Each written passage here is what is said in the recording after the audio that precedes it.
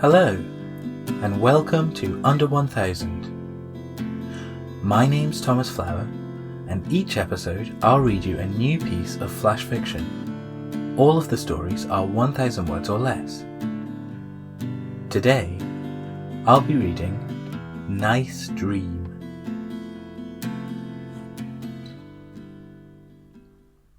I had this thought, maybe more like a dream. You were there, and we were together.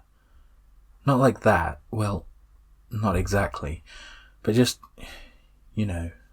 existing, happily. We had money, not too much, just enough that we didn't have to worry anymore. I think maybe I had a daughter too. It was hazy and hard to tell. I couldn't be sure. But what I knew for sure is that things were good. There was no sense of worry or anxiety or dread. We were just living our lives side by side with each other. Doing well, finally. I think we both had good jobs. Or maybe we'd retired? I couldn't tell how old we each were, or what year it was. It seemed like my thoughts only focused on the parts where we sat and drank tea and chatted about life. The other stuff, the life we were chatting about, that was all in the periphery. It didn't matter so much. I guess this was just a romanticized version of life, really. No wonder it was a dream, an impossible reality.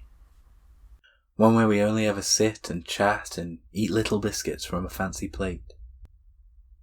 But still, we seemed happy there.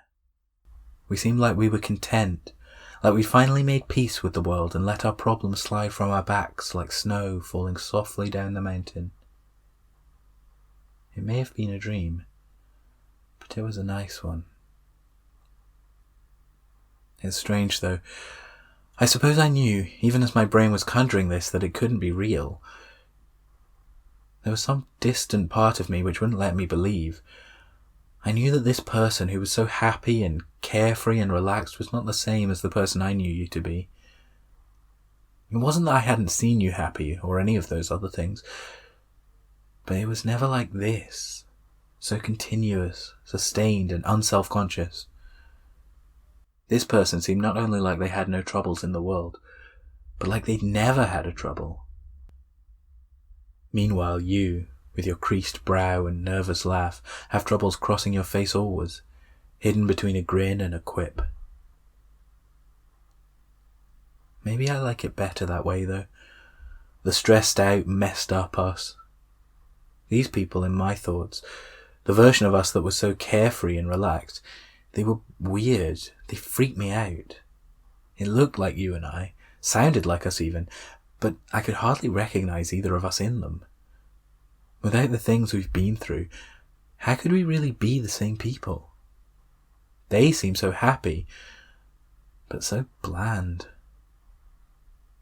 The fire I've seen in you, born from your stressed out tribulations, has burnt itself out in them.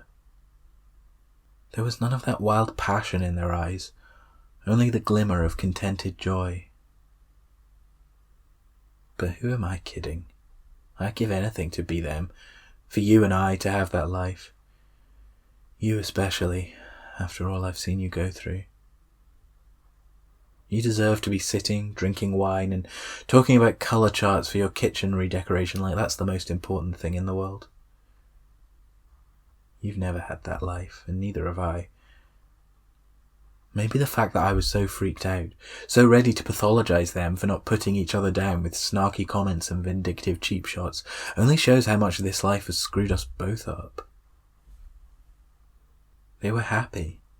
That was all there was to it. They'd lived a good life, seen things turn out the way they wanted, and were able to relax and bask unconcernedly in their own achievements. They sat and whiled away hours on the sofa and sitting at the kitchen table, talking about nothing very much at all. They just seemed glad to still have each other, and they treasured their moments together in a way I'm not sure I could ever understand. It seemed so perfect, undisturbed and peaceful. If it freaked me out, maybe it was only in the way in which anything which remains too placid for too long does. You expect something to jump out suddenly, for the lake to splash or the glass to smash and the monster to be suddenly revealed. But it never came. It never happened. There was no dramatic reveal or dirty secret hidden behind the curtains. They were happy. That was all there was to it. I wondered if these people could ever be us. Maybe someday, in the future, I don't know. Perhaps things will improve and life will get easier. All these constant tiny stresses and worries will melt away and we'll be free to finally transition into these people I can barely even recognize us as.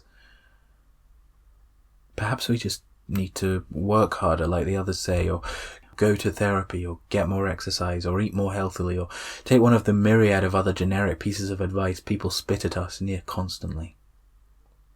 Maybe they're right. Maybe our problems will be solved. Maybe those people I saw know something we don't, and one day their secret will be revealed to us and we'll finally know peace. Perhaps.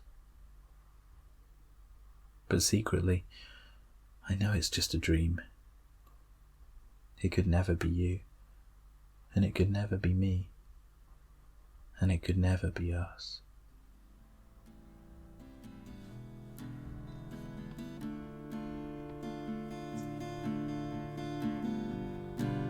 Thank you for listening to Under 1000. I'm your host, Thomas Flower. To follow the show online, look for Under 1000 Pod on Twitter or Facebook.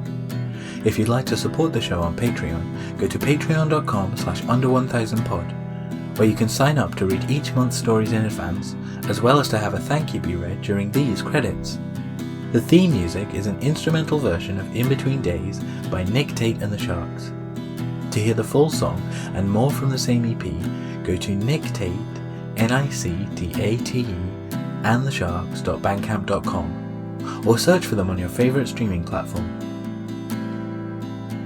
I hope you enjoyed this episode, and that you'll join me again next time for some more super short fiction.